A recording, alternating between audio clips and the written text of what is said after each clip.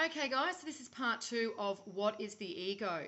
Now, in part one, we discussed that we are not just physical beings, we're actually ethereal, energetic beings that are manifested into the physical form so we can experience ourselves and experience reality. However, our true form is the ethereal self. And the ego is actually the projection of the program that we run to interface with the reality that we're currently experiencing. So if you imagine that reality is actually a software program that they are running, just like in the Matrix, they are running this program that is our reality. The establishment has decided what the parameters of that program are, and this is the program that we exist within and we interface within. So now we need to understand that that is what the ego is. The ego is actually our own program that we use to interface into the program that they are currently running as our reality.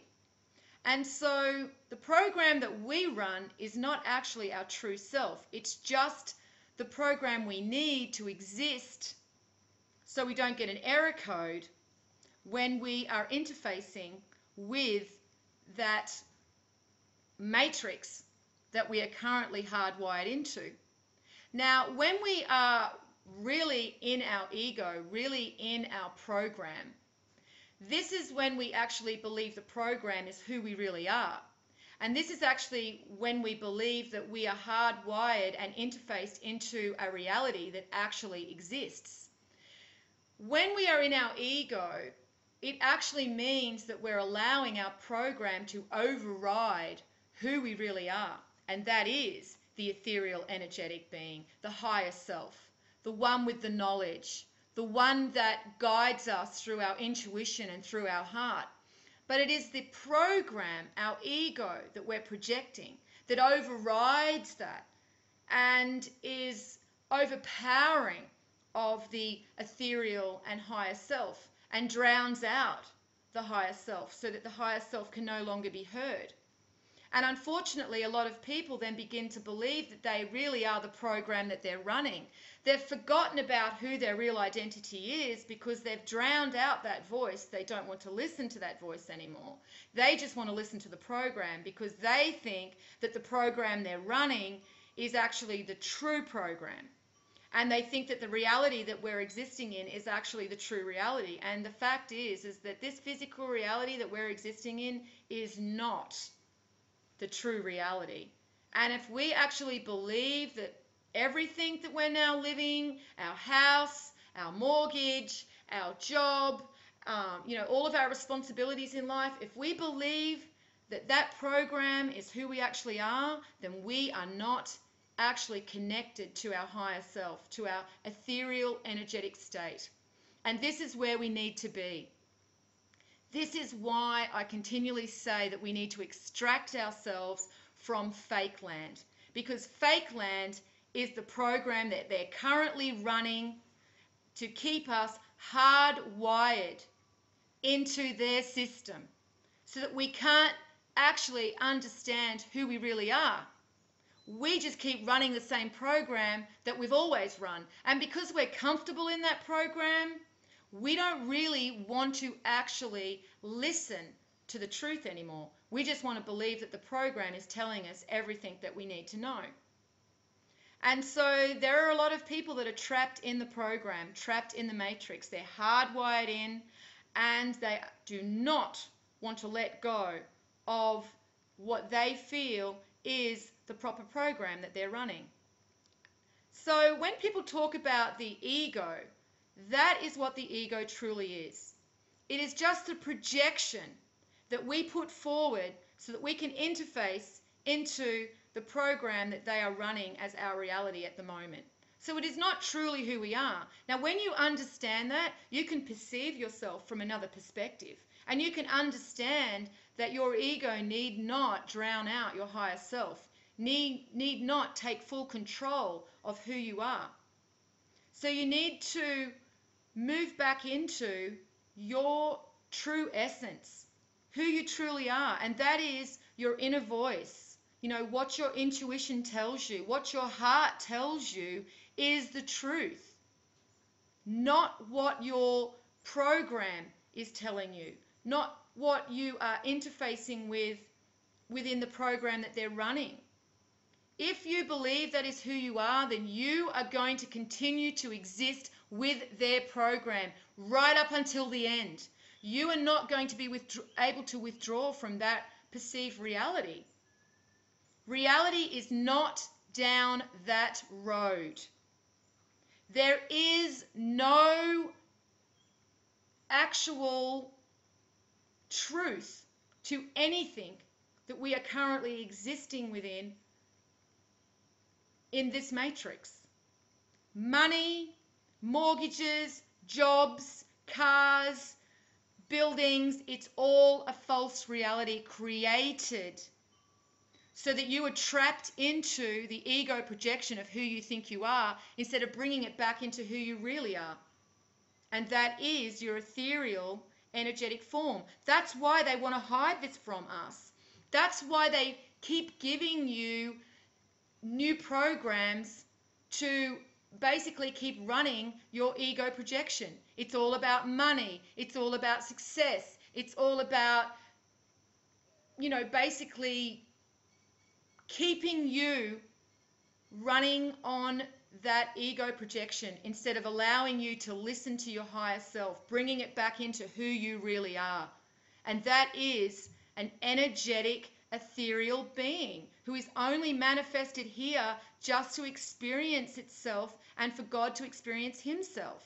And we've been given these tests and challenges throughout our destiny so that we can be seen for the true soul that we are. Because as we go through into the time of judgment where the light from Orion returns, Orion, our God, wants to see how we have fared, how we have moved throughout these challenges and these tests.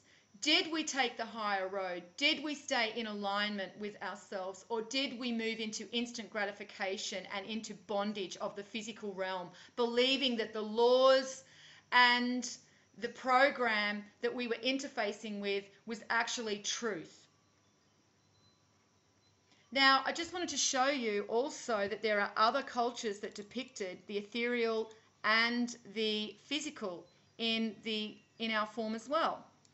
And we see this in the Sumerians.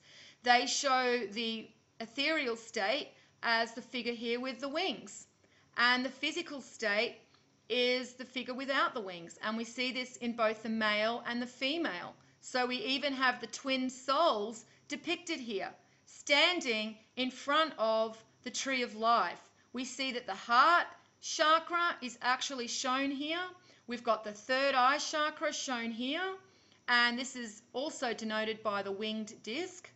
And we know that this is the male because we see that the male is holding a phallic symbol right at where his sacrum should be. And the female holds her scepter in another direction. Now, they weren't so forthcoming with this information. This information was only for the high priests and the initiates. This was not information that was shared with everybody. So you often see that there is no clear symbolism of the female twin in some of these earlier depictions, but there is a definite difference between these two figures. And we can see, as I said, this symbol clearly shows some type of phallus, and it's right where it should be at the sacrum chakra. Now, we also see this in ancient Egypt. However, they choose to show the ethereal and the physical through the difference in the way they portray the human form. So with Horus, we see that his head is in the divine. This is why we're shown the hawk. And with Isis, we see that she has the horns as well as the sphere. and this is showing her in the ethereal. Because not only do Isis and Horus represent the sun and the moon, they also represent the embodiment of the divine in both the male and the female twin. So there you pretty much go. That is the ego. That is what it's about. It's nothing to be ashamed about. It's nothing that you have to get rid of. We all need a program to interface with the system. The trick is to not let the program override who you really are. That is when you are in your ego, when you are totally living through your program and you are not actually listening to your higher self anymore. And so to help you remove from that program, that ego projection, is why I would suggest that you extract yourself from the 3D bullshit that is currently unfolding, because that is why they create these false flags and they create this distraction, because it keeps you in the physical. It keeps you focused in their reality. That's where you want to be. But if you continue on in their reality, you will go over the cliff with them like little lemmings. You will not be able to detach from the system, from the program. You need to start detaching your program from theirs now and start understanding that your ego projection of who you are in the physical is really only a small part of the true power that you have, the truth to who you are.